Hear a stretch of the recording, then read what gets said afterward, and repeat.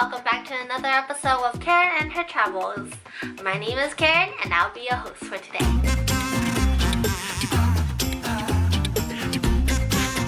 Taking a plane here in China is nearly identical to taking a plane anywhere else in the world. Well, at least according to the 15 out of 17,678 airports that I've been to in the world. So rather than tediously talking about the step-by-step process, I'll just share some very much needed tips and notes that I wish I had known before I've boarded that plane. So without further ado, let's get started.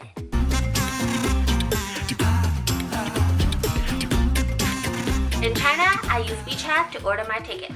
Open the app, click Me on the bottom right, click WeChat Pay, and scroll down to find rail and flights.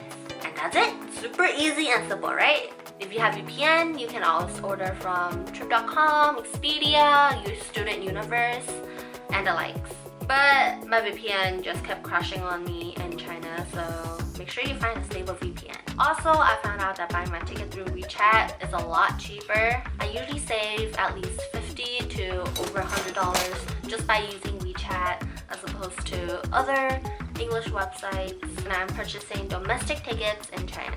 So the moral of the story is to purchase using WeChat Pay.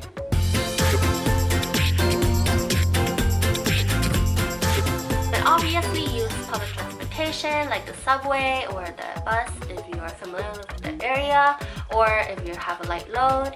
If you have two very heavy suitcases, I would suggest you to take a taxi or an airport shuttle. Take the taxi if you're making bank, and take the airport shuttle if you're frugal.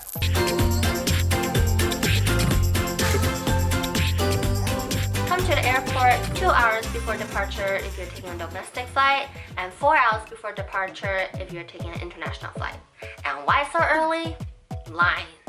That is a one-word answer to why everything in China takes so long. Lines. For international flights, there's an extra layer of security, which means more lines. If you're flying during busier times like the afternoon, the summer, or national holidays, please plan for that. For domestic flights, check-in closes 40 minutes before departure, and for international flights, you have to check in at least 1 hour before departure time. So the moral of the story here is to arrive 2 or 4 hours before your departure time because lines can get very long here in China.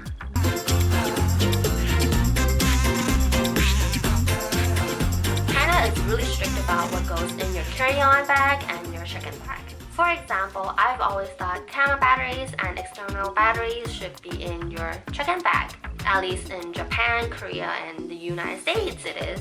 But apparently not in China. Batteries are supposed to be in your carry-on bag. So the moral of the story here is to check with the website so you aren't shuffling through your backpack and your bag in the airport. Another thing is that they're very strict with carrying liquids in your carry-on. Do not bring anything more than a quart-sized bag. Security ladies here are raccoons. There's no leeway here. Also, make sure your check-in luggage is not overweight. Even if it's overweight by 3 pounds, they will ask you to take it out. If you don't want to take it out, you have to pay a fee. The fee is directly proportional to how much your luggage is overweight by. And how do I know this? I've paid for it.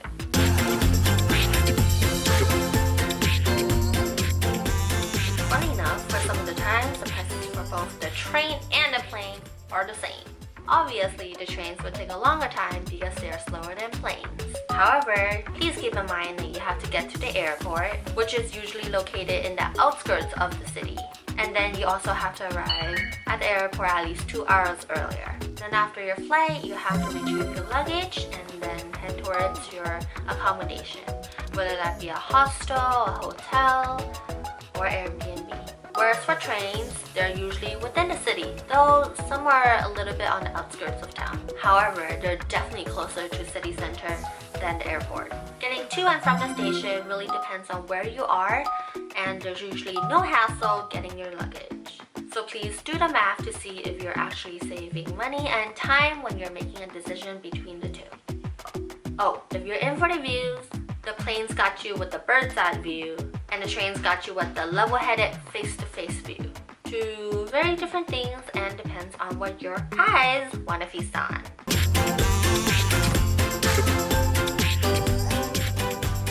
Normally, you would just have a kiosk machine printing out your boarding pass, but in some Chinese airports, they have kiosk machines that both print out your ticket and check in your luggage. The machine actually weighs your luggage and scans the items in your luggage. You know what's even cooler?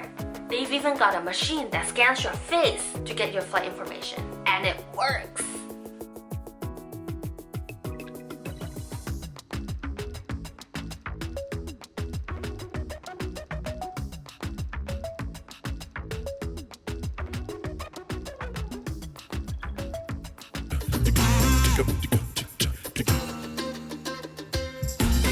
China is usually on time, but there's bound to be delays.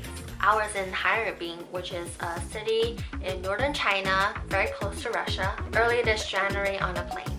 The plane was delayed for 2 hours because the engine had trouble heating up in the freezing cold. I was already on the plane and was all buckled up. I thought we would be flying in the next few minutes, but those minutes turned into 120 minutes.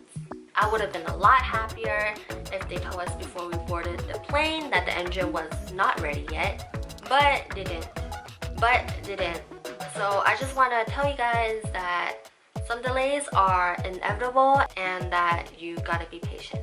Of course, this was just one unpleasant experience out of the 10 wonderful experiences I had in the airports in China. So keep that in mind.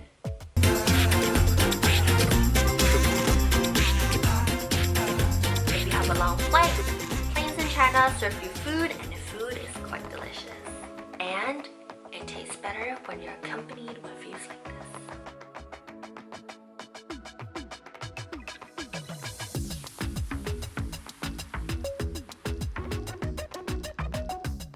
Hopefully you found these precious tips to be helpful and that you won't make the same mistakes as I did. If you want to know more about how other modes of transportation work in China, I'll link those down below. If you like my content, don't forget to smash that subscribe button and give this video a thumbs up. And also, don't be shy and type down below what your favorite hobby is.